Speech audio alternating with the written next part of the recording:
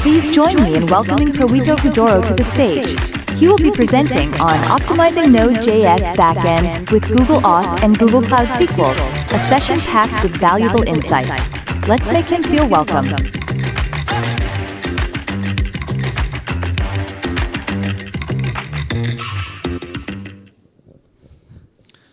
Oke. Assalamualaikum, selamat siang semuanya. Selamat siang. Oke, baik teman-teman semua. Perkenalkan, saya Prawito Kudoro. Hari ini saya kena banyak roasting oleh Mas Didit.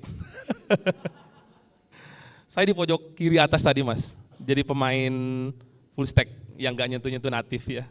Kena roasting banyak banget ya. Tapi seru, ternyata di balik layar masih banyak yang belum saya pelajari.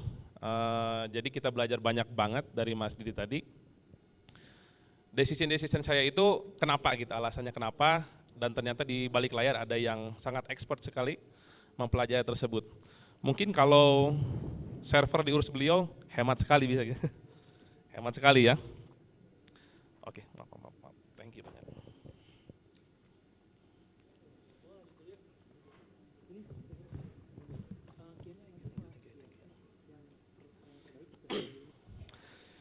Oke.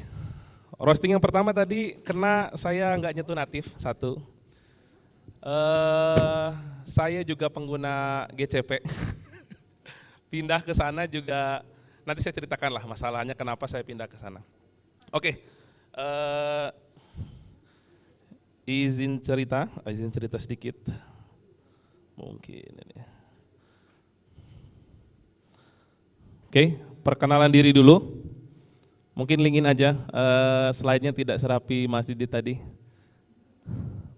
Oke, sekarang saya di company sendiri, Kudoro Solusi Digital. Concern-nya memang di memberikan solusi digital untuk beberapa company. Jadi kita tawarkan beberapa solusi, bisa software development atau hanya mungkin merancang desain dan seterusnya. Sebelumnya saya di senior software engineer di Mitrans. Kemudian di Gojek, Moka, dan di Alef, itu software house juga. Dari sana mungkin banyak pemikiran sampai akhirnya membentuk company sendiri. Oh, by the way saya kampusnya IPB ya, jadi Bogor adalah rumah saya. Jadi 3,5 tahun di sana. Jangan lihat jurusannya ya. Kalau lihat jurusannya, nanti teman-teman memicingkan mata, siapa itu anak? Kok ternyata dari sarjana ekonomi syariah lagi? Wah, repot enggak? Tapi SE-nya ini sarjana ilmu komputer. Jadi SE-nya saya pakai untuk komputernya. Oke, saya di IPB, jurusan ekonomi, tapi dari SMA, SMP, SMA udah suka pemrograman. SMA sempat nyentuh Pascal. Tapi ternyata itu bukan natif ya, itu ternyata cosplay. Kalau bukan C, semua cosplay. Aduh, saya kira itu udah natif itu. Oke, itu sedikit background saya. Saat ini concern di HSD. Kemudian ini ada channel YouTube juga, sharing tentang web development banyaknya. Sekarang ini mulai merambah materinya ke backend. Sebelumnya biasanya web, pakai React, kemudian mobile apps, ngelirik nih, pakainya React Native. Teman-teman sini pada Flutter, siapa itu React Native lagi? Saya salah masuk kandang sepertinya ini. Kemudian saya biasanya di IG aja, pemain lama saya, jadi Prawito Kudoro di IG-nya. Baik, teman-teman mungkin di sini kita akan coba nyentuh-nyentuh coding ya, mungkin sedikit materinya, kemudian kita coba-coba codingnya. Sebelumnya di sini teman-teman ini praktisi semua atau mahasiswa atau fresh graduate? Fresh graduate kelihatan, Mas Didit tadi kelihatan. Oh mahasiswa, betul, oke mantap. Yang mahasiswa mana? Oh mahasiswa ternyata, wow. Pakai Node.js, pakai PHP. Aduh, salah markas lagi saya. Ada yang expertise atau profesional atau udah kerja maksudnya? Wow, lumayan banyak. PHP atau Node.js? Pakai hashtagnya lagi tadi. Oke, di sini kita akan coba implementasi tadi ya materi pertamanya. Pakai Google Auth sama Cloud SQL. Nah, saya cerita dulu kenapa saya pribadi dan juga company saya memutuskan untuk bermigrasi dari yang awalnya, saya pribadi awalnya cPanel, masalahnya sama seperti Mas David tadi, taunya hanya PHP, cPanel, upload pakai FileZilla, jadi saya merasakan betul yang beliau rasakan, sulitnya seperti itu. Kemudian beralih, udah agak profesional sedikit, sewa VPS yang tidak pakai cPanel lagi, tapi udah mulai masuk lewat SSH, jadi mulai main di terminal. Oh kayaknya keren, segitu aja udah kelihatan keren. Ternyata cosplay, ya. Segitu akhirnya mulai ada masalah di sini nih. Ketertarikan saya ini mungkin ini menjadi jawaban teman-teman semua ya. Jadi jangan setelah mendengar presentasi awal tadi saya tidak merasa bersalah, tapi merasa oh keputusan saya berdasarkan masalah yang saya hadapi, gitu. Dan berdasarkan concern yang sedang teman-teman ingin hadapi juga. Concern saya adalah solve problem, saya deploy aplikasinya, saya produce aplikasinya, aplikasi saya mudah-mudahan nge-solve problem tadi. Saya bermain di situ. Sedangkan speaker sebelumnya bermain di teknologi, benar-benar kalau saya sebutnya geek di bagian teknologi sekali, expertise di situ. Saya melihat ini ada sebuah pilihan. Nah, pilihan saya adalah di situ. Masalahnya apa? Ketika sudah sewa VPS, kliennya tambah banyak, mulai bingung lagi. Ketika saya butuh server development, server staging, server production, itu saya pakai Nginx, Apache juga pakai, susah banget, itu satu server saya harus ngebagi dulu, karena mau hemat ya, mau hemat tadi. Jadi satu server kita gunakan untuk banyak aplikasi di dalamnya. Tidak ideal, tapi itulah yang bisa menghemat budget. Akhirnya pakai di sana, kemudian kok sulit setiap kali mau deploy kita harus siapkan dulu config-nya untuk satu port yang baru ya, bukan IP. IP-nya kan tetap sama karena hanya satu server aja. Beda-beda port doang.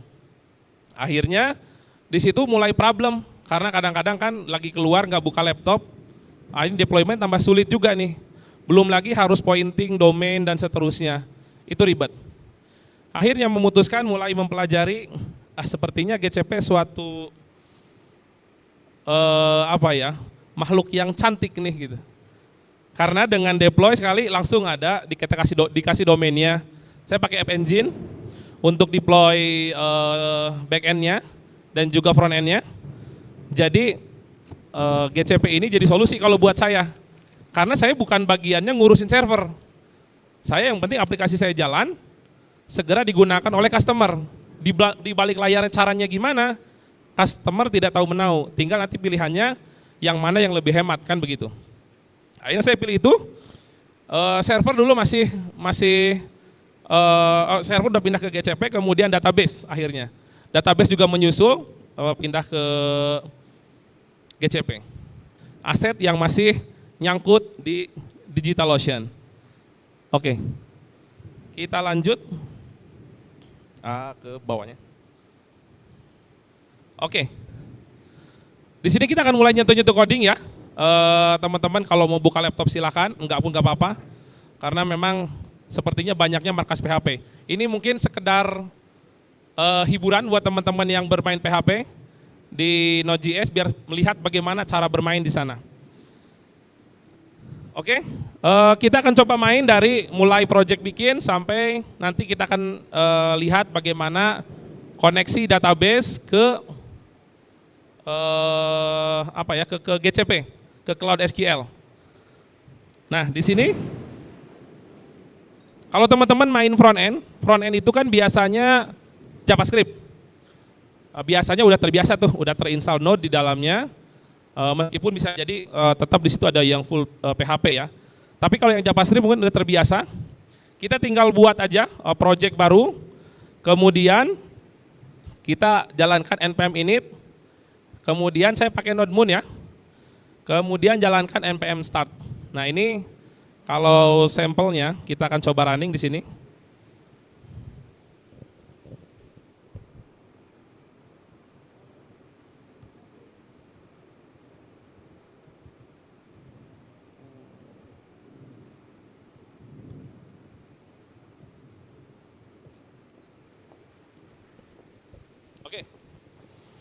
Oke, teman-teman kalau mau lihat-lihat codingannya di GitHub, saya nanti akan share juga untuk linknya. Ini saya usahakan sangat simpel supaya tidak menyulitkan teman-teman yang baru pertama melihat Node.js.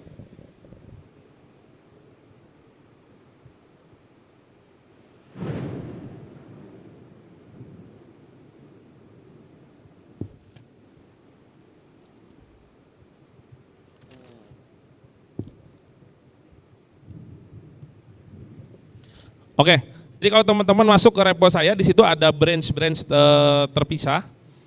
Nanti teman-teman bisa ngelihat di GitHub.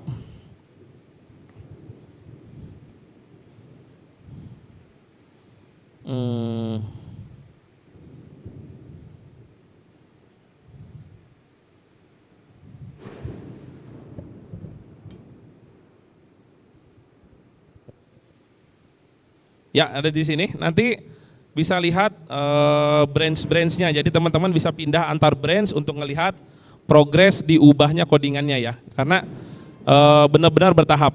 Di fase awal ini yang tadi aja yang saya running, cukup yang ini, jalankan create folder, kemudian jalankan npm init, kemudian setup NodeMoon sama npm start, udah jalan.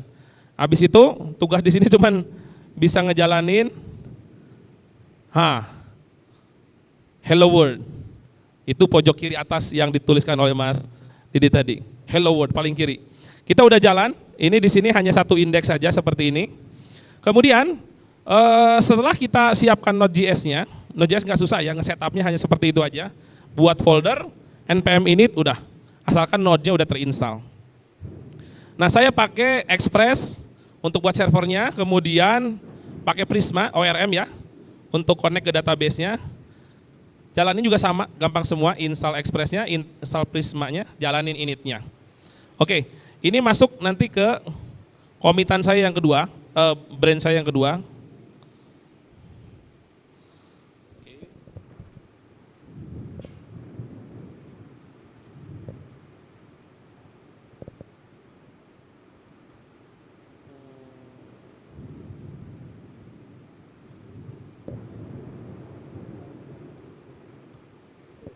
Oke, di sini kita udah mulai connect ke database. Nah, tapi untuk connect ke database ini, kita kan biasanya jalanin di lokal ya. Di lokal kalau di macOS saya pakainya Table Plus, karena ini mungkin yang paling gampang ya, tinggal saya running aja. Ini mirip kayak SMPP ya. Kalau di Windows biasanya saya pakai itu juga. Tinggal di start, dia langsung punya SQL di laptop kita. Itu kalau mau di lokal. Nah, saya biasanya karena engineer-nya banyak yang remote, jadi ada yang di Sumatera, ada yang di Sulawesi, ada yang di Jawa. Itu kan kalau pakai lokal database, itu nanti biasanya nggak sinkron antara engineer satu dengan engineer yang lain. Yang lain udah ngupdate apa, yang ini belum. Makanya ini butuh server nih, butuh database-nya langsung ke server.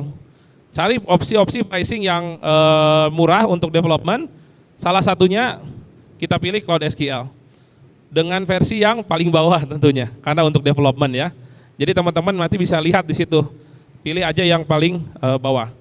Nah di sini ada sampel bagaimana kita membuat instance-nya ya. Nah. Jadi pertama kita membuat instan dulu ya, jadi kayak membuat server dulu. Nah kita buka GCP kita, kemudian kita create project ya. Jadi kalau teman-teman belum ada project, bisa create new project di sana, atau bisa select project yang udah dimiliki gitu. Nanti kita akan masuk ke projectnya. Habis itu kita ambil aja yang SQL, gampang setupnya. Nah ini kita kayak bikin, gampangnya kita bikin satu server atau kita sebutnya instance. Nah di sini dalam satu instance itu kita bisa masukin banyak database. Nah itulah kenapa saya bilang hemat gitu ya. Selama itu yang menggunakan kita aja, belum production. Nah di sini saya pakai yang MySQL. Oke. Nah ini bisa dilihat di sinilah cara pengolahannya. Kenapa pakai GCP itu juga tidak terlalu mahal bagi saya ketika dibenturkan dengan kebutuhan tadi. Ya. Kita pilih di sini bisa yang sandbox. Ini versinya lebih bawah lagi. Kemudian buat instance dan seterusnya. Nah, kalau sudah, nanti dia akan jadi di sini instance-nya. Kemudian tinggal dipilih aja. Nah, di sini sama seperti halnya di lokal kita bisa buat database di dalam server kita atau instance kita. Oh, sebelumnya kita kasih user. Nah, ini juga salah satu masalah kenapa saya menggunakan Cloud SQL. Dulu kalau di server sendiri itu bayangin saya harus buka terminal, nge-setup akses buat masing-masing user. Itu caranya bolak-balik buka Google lagi, gimana caranya? Lupa lagi. Datang lagi engineer baru, gimana lagi caranya? Akhirnya pakai ini jadi nyaman gitu. Tinggal create aja user, udah ada GUI-nya, udah enak banget. Tinggal create, passwordnya juga masukin. Udah jadi usernya. Aksesnya juga silakan diatur. Kebetulan saya kasih akses semuanya. Kemudian barulah kita buat database-nya. Database-nya bebas juga. Mau dibikin berapa, selama masih mampu menampung ya coba aja dulu. Gitu. Saya buat cukup banyak karena kan gantian biasanya yang makainya juga. Engineer-nya kan juga enggak langsung berbarengan makainya. Nah, di sini ada public IP address. Inilah yang menjadi alamat di mana teman-teman engineer saya ngaksesnya public IP ini. Itulah yang tadi saya bilang. Ketika engineer-nya semuanya online, akhirnya bisa kerja bareng-bareng. DB-nya tidak beda-beda gitu. Nah ini salah satu strategi yang kami lakukan. Oke, wow, by default Cloud SQL itu nanti nggak bisa diakses publik ya. Kita harus open dulu, pakai port seperti ini. Kalau mau diakses publik. Nanti kalau untuk yang production ya, biasanya kita private. Oke, ini kurang lebih setup di sisi GCP-nya. Nanti kalau di di project Node.js-nya, yang perlu kita ganti hanya di bagian ini saja. Nah, saya sudah ada env-nya. Jadi by default, kalau kita menjalankan instruksi yang dibuat oleh Prisma di sini, npx prisma init, nah itu langsung jadi seperti ini. Yang Prismanya jadi, kemudian env-nya langsung di-generate sama dia. Ya. Nah, kemudian setelah jadi, kita tinggal connect saja. Connect-nya juga sama, itu tinggal npm start aja. npm start. Udah, tidak ada setup yang aneh-aneh gitu, hanya seperti itu udah langsung connect ke database-nya. Kita coba get all user. Ini port 3000, sorry.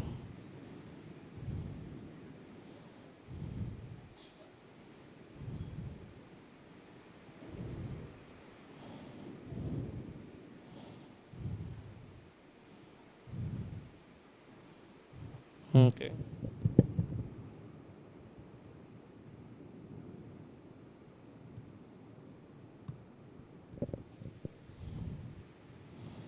Nah, ini udah ngasih akses ke GCP tadi yang Cloud SQL. Sama saya biasanya membandingkan dengan Table Plus untuk memastikan apakah semuanya udah terkoneksi atau belum, kayak gitu. Nah, ini kita buka di sini. Jadi kalau saya tambah lagi di database Cloud SQL saya, itu langsung ikutin juga.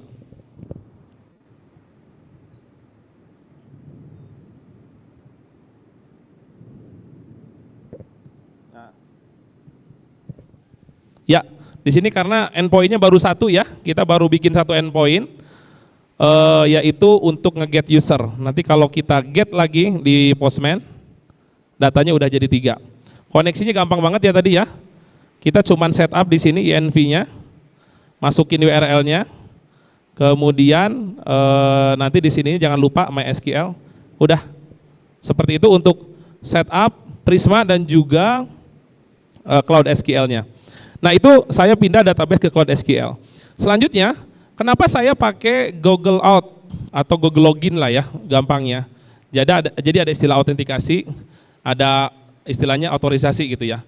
Kalau autentikasi itu boleh nggak saya tuh masuk, contoh saya itu terdaftar nggak di device ini kalau mau masuk ya.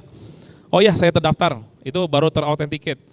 Nah tapi kalau saya mau masuk ke ruangan server ibaratnya, ditanya dulu nih, sebentar, role kamu sebagai apa? Oh saya sebagai DevOps. Oke boleh masuk ke ruangan server, itu otorisasinya. Nah, saya menggunakan Google ini untuk proses autentikasinya. Jadi kan gini, masalah yang dihadapi di klien ataupun di customer itu gini. Kalau kita ngebuat app itu, apa yang paling males atau dirasakan oleh seorang user? Kalau saya pribadi, itu paling sulit ngapalin password. Bayangin, saya ada aplikasi ngedevelop, katakan ada 25 aplikasi. Kalau semua aplikasinya pakai metodenya password, bisa ditebak nggak passwordnya apa? Passwordnya adalah password. Iya nggak? Seperti halnya pemerintahan kita ya. Passwordnya adalah admin 123. Nice. Karena memang susah untuk dihafal. Bayangin ada 25 apps, kemudian kita harus pakai password. Belum lagi kalau engineer-nya kurang begitu baik ya, jadi passwordnya disimpan hanya di hash saja. Tidak dipersulit lagi fungsinya. Jadi bisa ditebak-tebak gitu. Nah, itulah alasan pertama saya, buat saya pribadi, itu memudahkan, sehingga itu jadi pilihan. Ada opsi lain nggak? Oh ada, opsinya adalah bisa OTP, kemudian bisa pakai Google Login.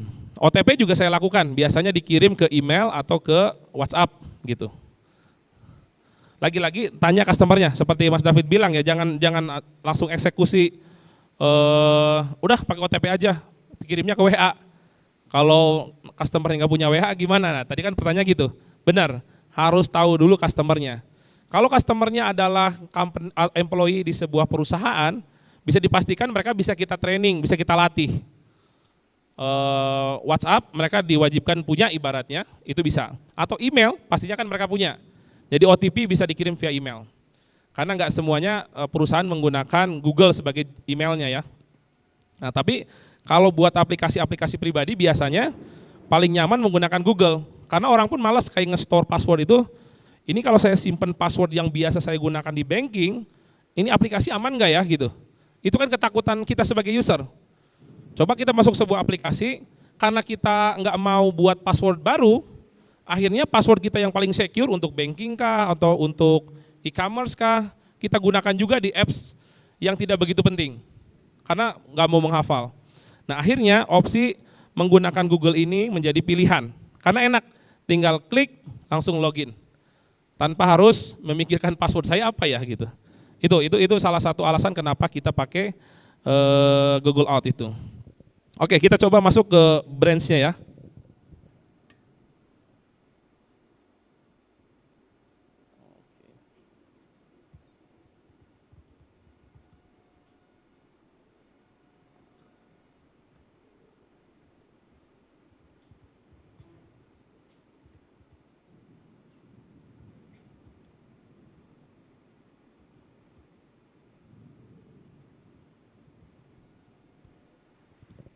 Oke, tadi proyeknya kita keluarin semua di Index. Nah ini kalau teman-teman mau lihat versi, saya pindahkan juga nih struktur Node.js saya biar gampang di manage-nya ke depan.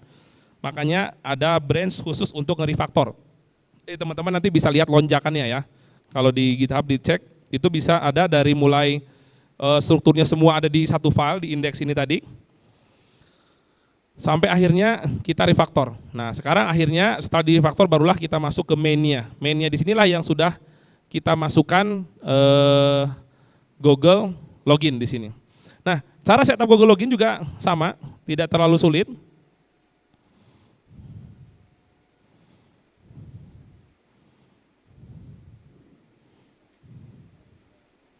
Oke. Nah, pertama kita perlu ngerti dulu tadi autentikasi sudah ya, sama otorisasi. Ya kita akan bahas fokus di autentikasinya. Saya ada video di YouTube khusus untuk ngebahas bagaimana nge-setup seluruhnya. Tapi waktunya 16 menit kalau keseluruhan, makanya saya ambil sebagian aja. Ini teman-teman bisa ngelihat untuk lengkapnya. Nah, kita ambil sampel untuk ininya saja. Bagaimana memulai untuk nge-setup Google Login itu. Pertama kita masuk dulu di project, kemudian kita ke API services. Nah, kita buat OAuth client ID. Nah, itu yang paling penting. Kita ngebuat ini dulu. Nah, tapi sebelumnya kita isi concern-nya dulu. Jadi kalau kita mau minta ke user-usernya Google, itu tuh mau minta data apa aja, kita harus ngisi. Biasanya kalau saya untuk login itu hanya perlu user info sama email aja. Gitu, makanya nggak banyak-banyak. Jadi saya pilih 2 itu sehingga nanti pas login enak. Saya udah ambil emailnya, udah pasti kalau Google ngasih respon sukses, emailnya valid. Kan sering juga tuh kalau kita pakai metode login email dan password itu, emailnya asal-asalan. Tak kayak tadi, Prawito 123, emailnya nggak ada. Begitu kita mau verify emailnya kan nggak ada tuh. Kalau email password kan bisa lolos-lolos aja. Nah makanya pakai metode Gmail ini, salah satunya memudahkan kita memverify email tersebut bahwa ada. Email tersebut sudah terverify oleh Google. Nah kita mengisi seperti ini. Kemudian, nah kita setup API kita di sini. Jadi intinya kita akan membuat API kita itu diizinkan oleh Google untuk di redirect setelah login berhasil. Kurang lebih seperti ini implementasinya. Nah ini yang saya bilang udah saya refactor supaya lebih mudah dilihat.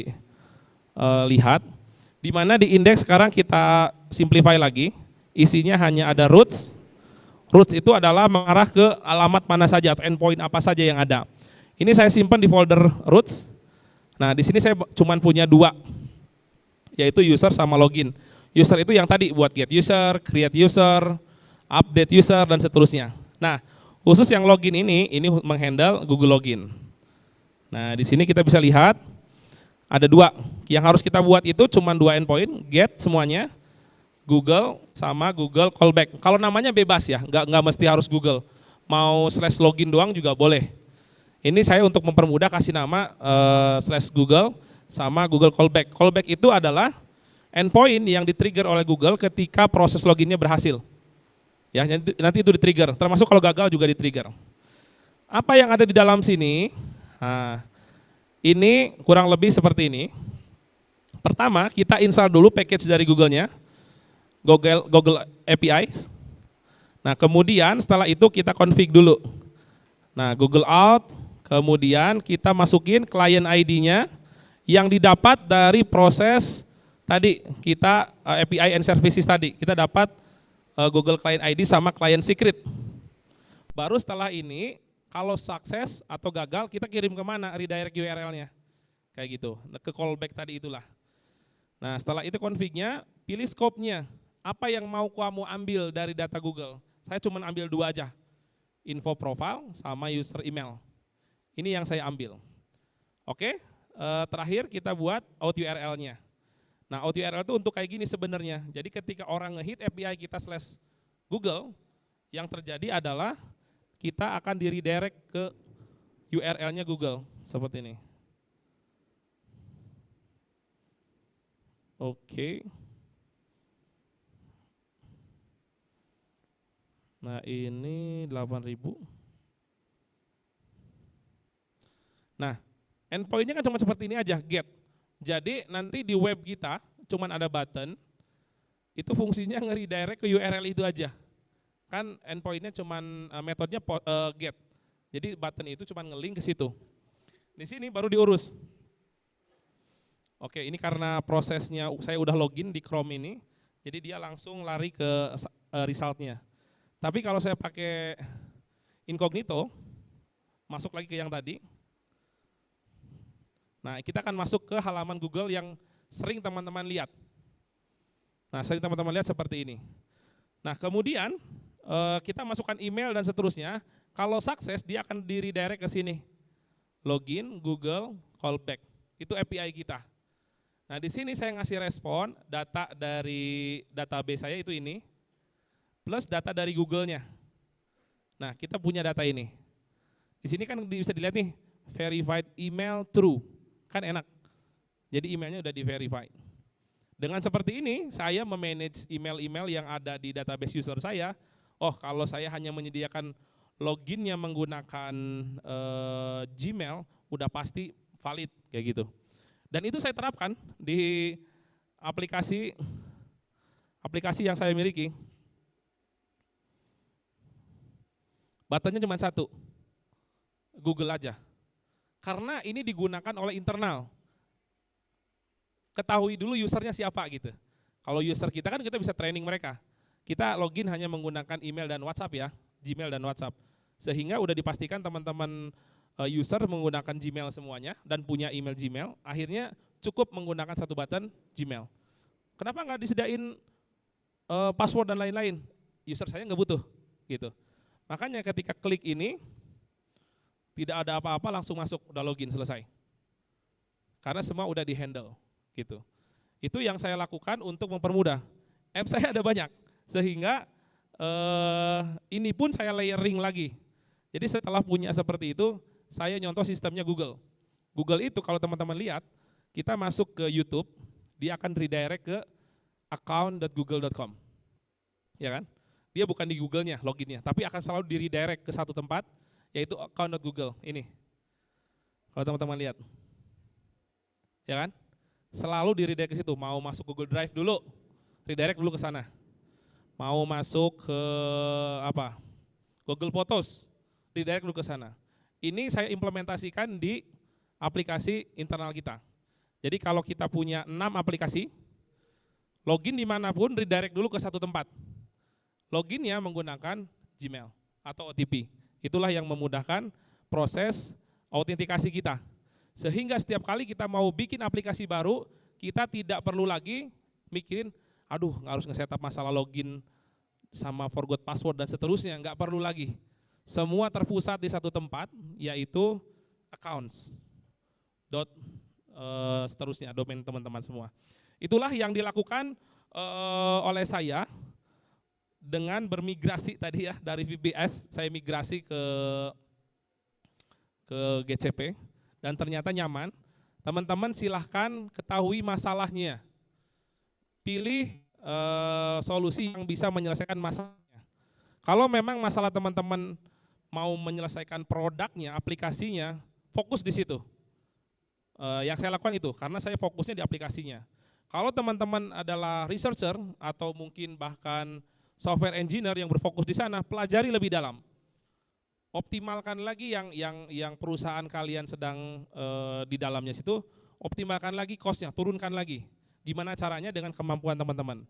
Seperti tadi dipelajari, oh Pak nggak perlu lagi sekarang ke GCP, udah kita urus aja sendiri. Mantap itu, biaya bisa lebih turun kan. Nanti gajinya pindah ke sana semua, ke engineer semua. Kalau ada jawabannya gitu. Tapi kalau nggak ada, kita harus memilih solusi tercepat untuk menyelesaikan masalah yang kita hadapi. Baik,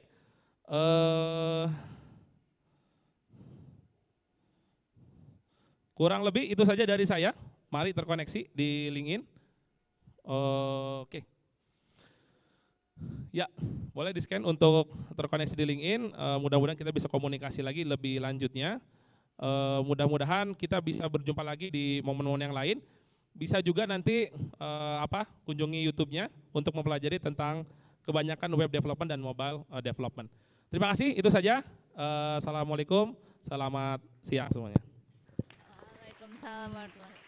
Oke, thank you banget Mas Prawito.